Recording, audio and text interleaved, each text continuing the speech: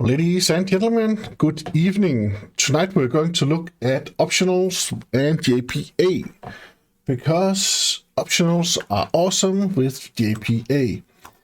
I've already created a Spring Boot project right here. I created it by pressing new projects, and then I chose next. I gave it a good name, next. Ticked off Lombok. I chose H2 database. I added that, and I added Spring Data, because we need that. It's JPA, sorry. JPA, that is Spring Data JPA. And I also added Lombok just to get all of the convenience and annotation, so we don't have to, so we can get all the boilerplate code generated for us. And then I ended up with this project right here. It's totally empty, so let us create a space package right here. Let us create an entity. This is our first entity. This is a spaceship like this. And we annotate it with entity like this, annotate it with data from Lombok. Then we get getters and setters to string and equals method. What else do we want? Builder. We want the builder pattern, and we want no args constructor, all args constructor, and then we want some fields. We want an ID. That's actually why we have a red marking right there. Let's get an ID. Private integer ID, and then we have the long ID. Okay, what is the problem here right now?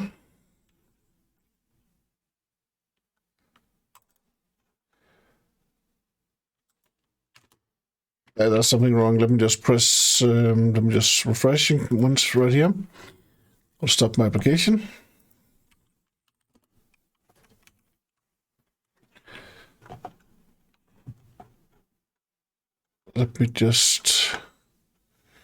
Let us just press repair ID, and let us see what actually happens. Why cannot say long right here? It knows all the primitives. Okay. Then we say private string spaceship name. Again, this is incredible.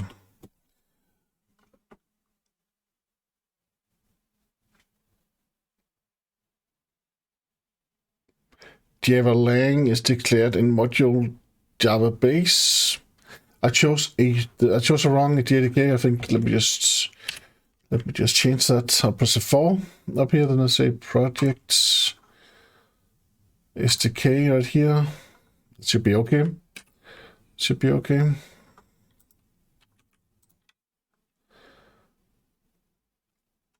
What if I choose number 17 right there?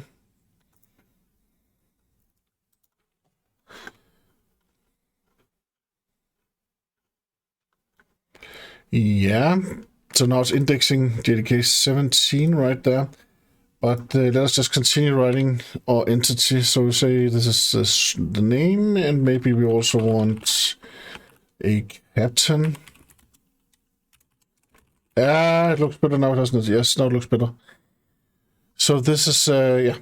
So So now we have our fields right here. We can also get some fuel percentage. Just integer, and then fuel percentage. Fuel left, like this. So now we have some fields, and we have an entity right there. That's cool. Then we want to create the repository, and that can be done with the JPA inspector. I think it'll just say actions. Let me say create JPA repository. If you don't, this is a JPA body that I'm using right here. If you haven't tried out JPA body, then try it out. It's just to install it as a plugin. You can watch I have another video about JPA body. So here we have that. Yes, that's fine. So now we got the repository. Of course, it takes up a little some space, but you can actually move it somewhere else. Okay, so here we have, and this needs to be an integer. And we also need to change our entity right here. This should also be the web version, so it can be null. And we also want the generator value right here, and the strategy. It's also that's per default, so we don't need to add that. We can add that anyway. Let's just be verbose about it. So this this should actually be the default value, so that it should be okay.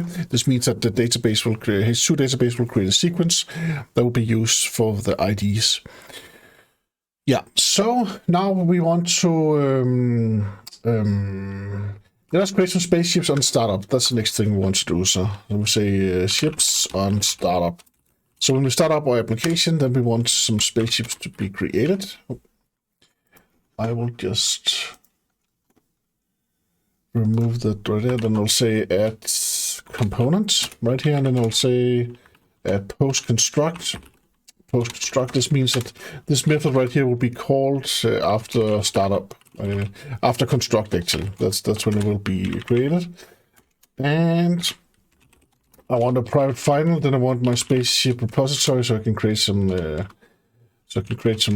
Spaceships, and then I want a required arcs constructor, like this, because then I can construct and inject my repository, and then I can just use it right here. Then I can say save like this, and then I can create my spaceship build like this right here, and using the builder pattern, so I can say captain, that would be like. And then we could have a fuel left, 10, and then we have name, that could be pyramid, and wasn't, I think that's it, yes. So now we have one spaceship right here, and let us now create a couple of these.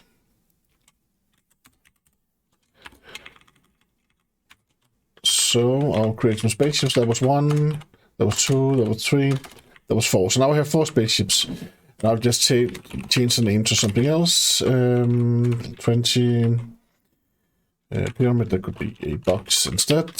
And here we want Susan 15. And this could be a ball-like structure. And then here we have Lina and 25%. And the spaceship could look like a banana, like this. So these are our spaceships that we have right now. And now the trick is that we want to create some cool queries where we actually get an optional back.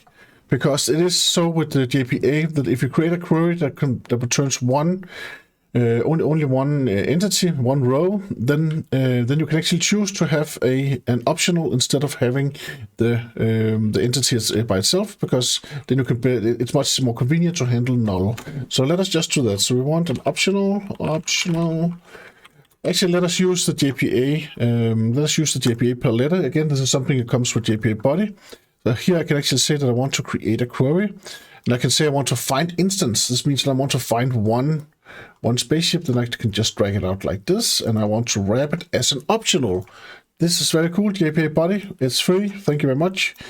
And then we can name our method something. We can also just leave it to be auto-generated.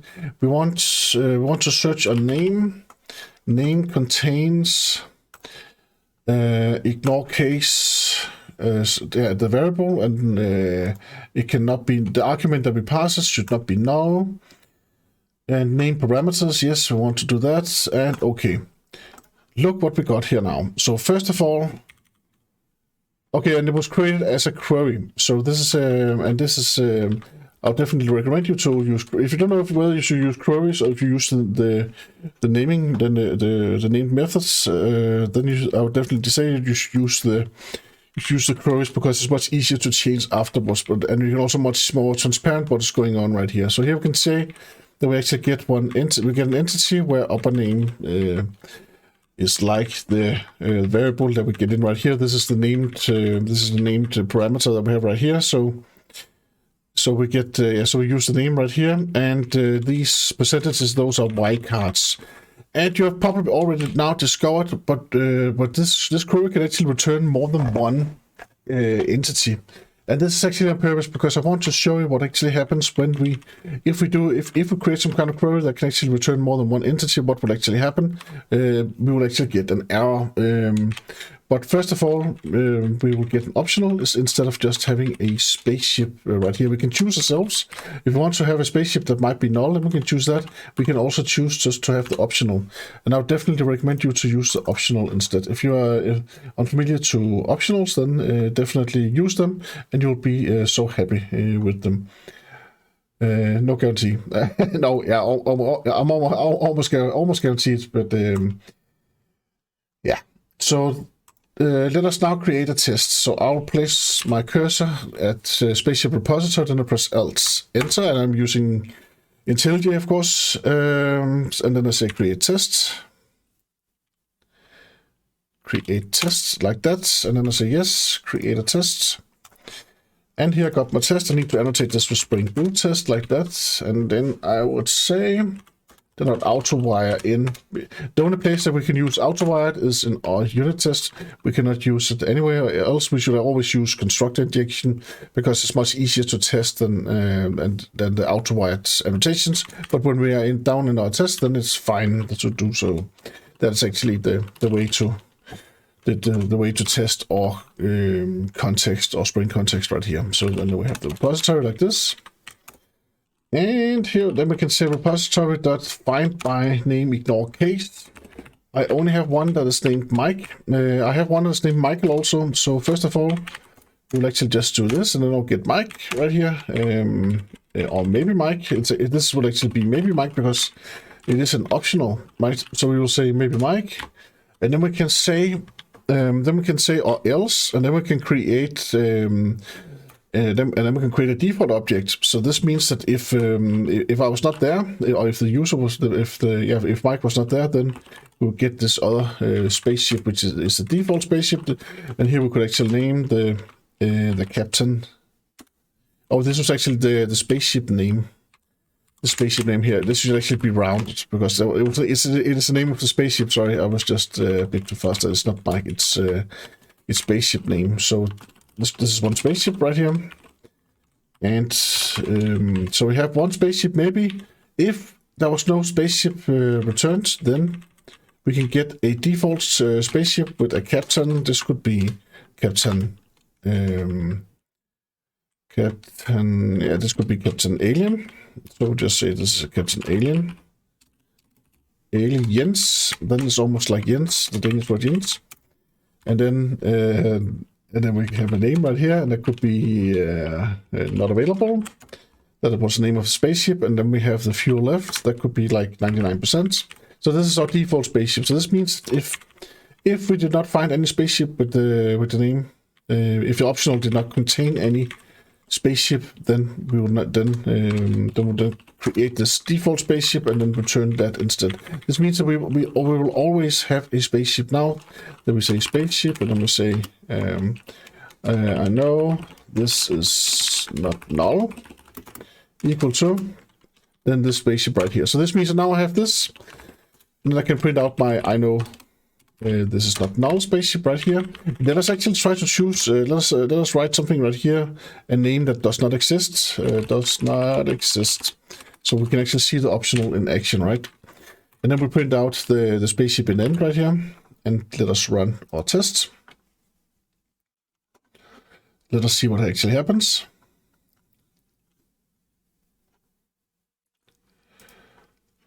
Here we got our spaceship. It has the name not available, and captain's aliens, fuel 99%. So this means that we actually ended up with our default spaceship right here. Now I'll write pyramid instead. Pyramid, because I know this is actually a spaceship that exists.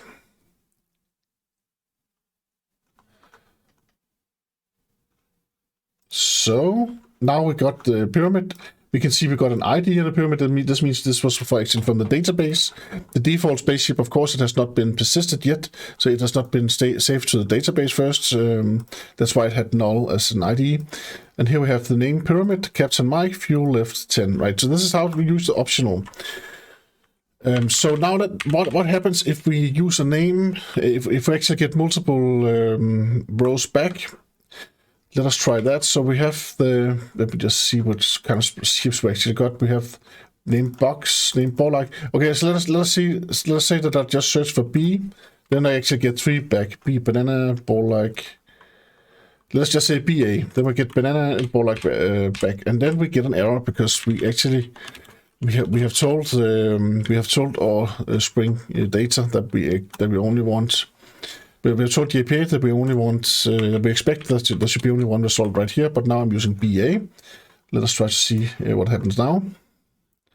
Now we should get 2 back, 2 returned, and that should actually end up with an error right here. Yes, query did not return unique result. We got 2 rows back.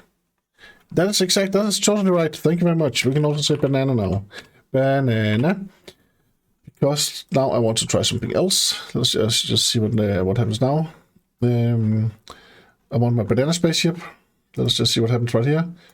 This is Captain Lena and fuel left 25. So what we can do is, instead of actually doing this part right here, then actually a lot of times when you expect there to be a spaceship, you know that there needs to be a spaceship, or else your application will actually fail because there's some part of your model might not might not work or something. Then you can actually say or else throw.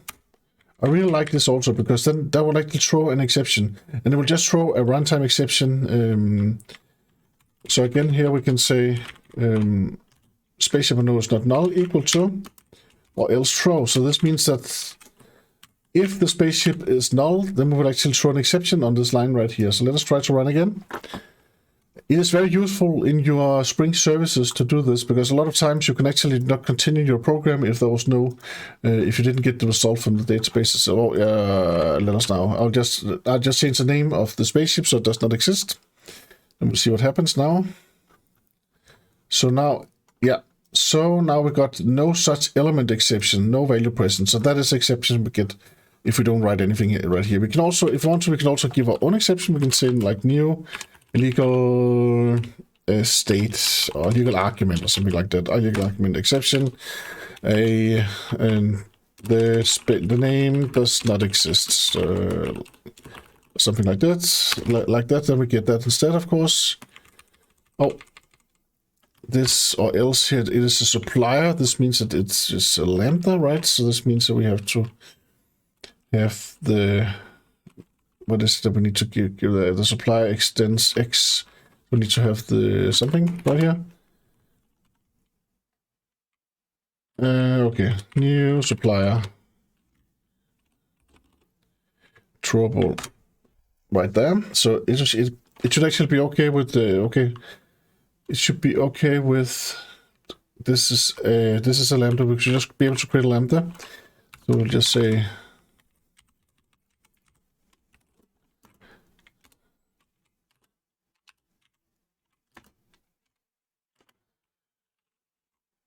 trouble D.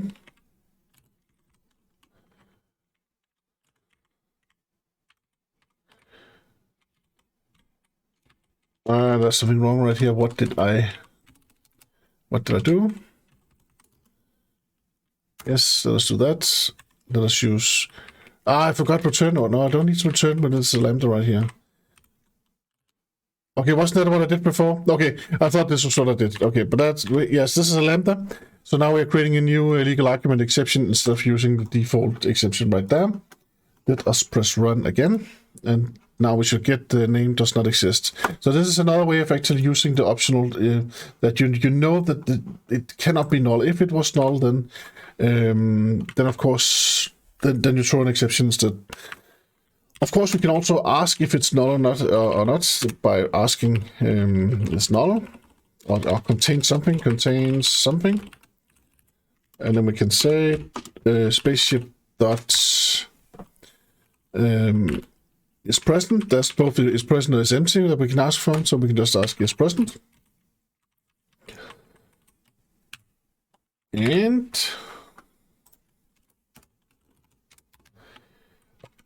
And that's actually it. Is empty is, we can also filter. We can also call filter on it. That means that we can actually filter it out and then get another optional out of that. If present, if it's there, then we can do something. If present or else. So it's very, very easy to handle all of the situations all of the situations. There can be two situations, right? Either there can be a value inside the optional, or either there cannot be a value inside the optional, right? But it's so easy to handle, and it's one-liners. It's beautiful code. Yeah, it looks nice. Contains something false, so that's because it's null. So let us now get the banana again. Banana, spaceship, banana. And then we press play. And contains something true. Yes. Cool. So that's quite cool. And again, we can actually do something, right? So we can say spaceship dots something with presence. If presence, then we can do something. Here we have the ship, and then we say that if it is present, then we can write fly away or something like that. Fly away. So that's what we write. So if the spaceship is there, then we can actually also call something on the spaceship, of course, because now we know that it's not null. And this also means that if it is null, then this will not be called, right? So this means that if we want to print out the spaceship, we can actually do that. We can also do that with the methods. Replace lambda with method reference. So now we can have a method reference. This means that if the spaceship is not null, then we will actually get a string representation of it in the console. That is what this line exactly means right now. And let us just see what happens now.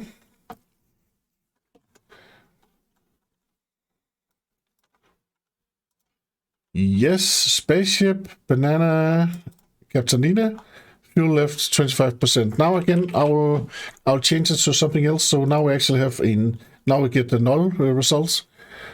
We get an empty optional. That's what it's called. But now this line will not be executed, or the code in here will not be executed. That's what happens now. So as you can see right now, Jpa and optionals, they just give us so much. It's just very convenient. It's not that you, of course, you don't have to. You can also, we could also just have gotten the spaceship directly out, and then we have to check for null instead. Is the spaceship null or not? But it's just so convenient to use the optional. So why not use it? And of course, it's also very convenient to use Jpa body. I cannot say it enough. Try Jpa body out if you haven't tried it out. That's what I wanted to talk about in this video right here. I am so happy that I got your undivided attention. Thank you very much for that. It was a huge honor to lecture you, to be your mentor for tonight. Bye-bye. Hope to see you again soon. Have a great evening. Bye-bye.